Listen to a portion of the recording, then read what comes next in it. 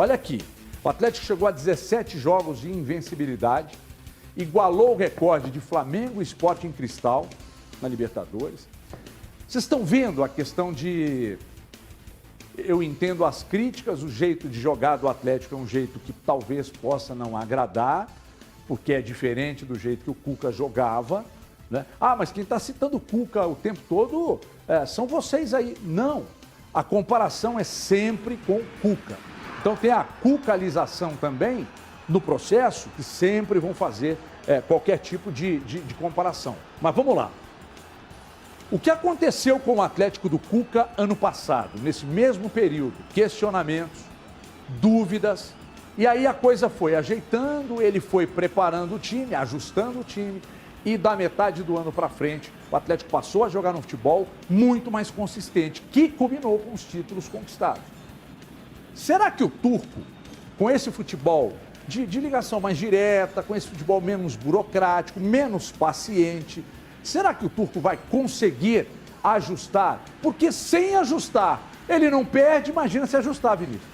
Imagina se ajustar. Você sem ajustar, ele tem uma derrota, os números batendo recorde aí na Libertadores, os números são espetaculares. E se ajustar? Como é que fica, Giovana? Fica ainda melhor, né? Acho que também a questão, igual nós falávamos muito de jogadores. O jogador precisa ter aquele tempo, assim, igual o Hulk quando chegou aqui da China, aquele tempo para se preparar, para conhecer o futebol brasileiro, igual vocês falavam. Acho que o Turco também tem que ter esse tempo, esse período. Apesar de que o calendário desse ano está ainda pior do que todos os anos passados, porque agora tem Copa do Mundo, tem que deixar esse tempo, esse período para ele. Campeonato Brasileiro começando agora, o Atlético está indo bem. Acho que empates contra o Curitiba e contra o Goiás não foram nada de errado. E a vitória de ontem mostrou ainda mais essa potência de elenco que o Turco tem. A questão dos jogos é um pouco mais perigoso, porque perdeu ontem mesmo Vargas e o Mariano, são duas peças assim que estão vindo de uma excelência, apesar que o Guga entrou também, e o Guga está jogando muito bem, mas eu acho que o Turco aí tem que deixar esperar mais um tempo, porque é o planejamento que o Atlético preparou para esse ano, para essa temporada e também para a próxima. Acho que tem que dar uma segurada e pensar com calma. Ô Paulo, eu acho curioso, o Atlético tem 41 jogos, em 41 jogos ele venceu 37, empatou 4. A última derrota foi para o Fortaleza no passado, no início, na primeira rodada do Campeonato Brasileiro. E eu acho curioso, porque quando o sarrafo sobe, né, você vem de um elenco que ficou por uma vitória com o Sampaoli, aí no ano seguinte você vai lá e ganha tudo que você disputou, com exceção da Libertadores, que você saiu invicto, perdeu para o campeão, saiu invicto, desclassificado pelo campeão. Aí você começa a temporada, você ganha o estadual, você ganha a Supercopa de um super Flamengo, dos melhores de sua história. Aí você vem caminhando, brigando ali na ponta do Brasileirão, primeiro lugar do seu grupo na Libertadores, com números expressivos, com aproveitamento lá em cima. E nós estamos aqui discutindo dúvidas sobre o Turco, Paulo. Eu acho que nós temos culpa também. Eu vou assumir minha culpa no processo. Não precisava nem estar falando disso aqui, Paulo.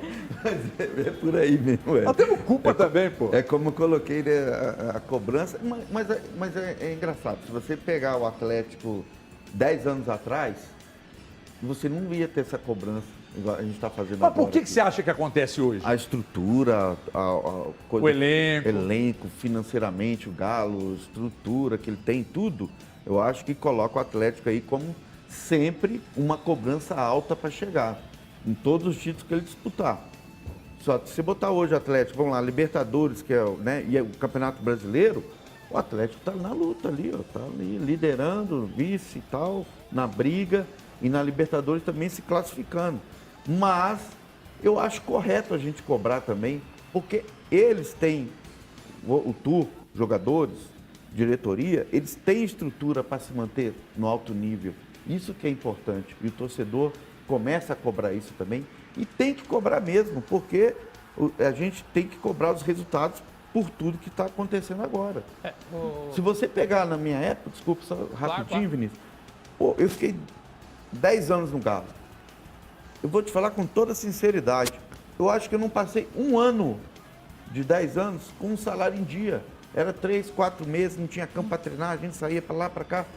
Tudo bem, a cobrança era alta, mas o respaldo não era. Então, assim, hoje não. Hoje esses caras têm tudo. entendeu? Os jogadores tem que cobrar. Porque Hoje, salários em dia, são bem pagos, um elenco isso. espetacular. Além de salário em dia, também salário é altíssimo, né? Não é? Assim, a gente não está aqui para falar como é que deve ser o comportamento do torcedor, se tem que criticar menos ou mais, mas para fazer uma leitura do que acontece. E o problema que acontece no futebol brasileiro é que, sei lá, temos assim 10 grandes times e pelo menos 3 com ótimas possibilidades de vencer os principais campeonatos. E todos os torcedores acham que o seu time tem a obrigação de vencer. Então, quando o Atlético tem um ano mágico, como foi 2021, aquilo que foi uma exceção, o 2019 também foi exceção para o Flamengo, o 2003 foi exceção para o Cruzeiro, o torcedor quer que aquilo seja regra. Então, quanto mais conquistas, mais exigência. Só que não tem como você transportar o ano de 2021 para 2022 como se tudo fosse acontecer de forma automática. Nem se o Cuca, Everton, permanecesse, era garantia de sucesso. Tanto o próprio Cuca notava isso, porque quando ele tomou a decisão, quando ele decidiu que sairia do Atlético, um dos motivos da saída é gestão de grupo. Não é fácil, Como é que eu vou colocar todo mundo para jogar? Como é que eu vou fazer para gerir jogador de seleção que vai ficar no banco? Sim. Jogador marrento, porque tem. Sim. O Savarino me informaram que era um jogador marrento, mas é para mim um jogador subestimado, um baita de um jogador. Aí, por vezes, você tem o Keno no banco, você tem o Vargas no banco, em alguns jogos você tem o Nath no banco, o próprio Zarate no banco, o Alan no banco, o Jair no banco. E essas idas do Jair para o banco de reserva, quem pode de repente, ter a certeza que isso não pode estar deixando ele pistola?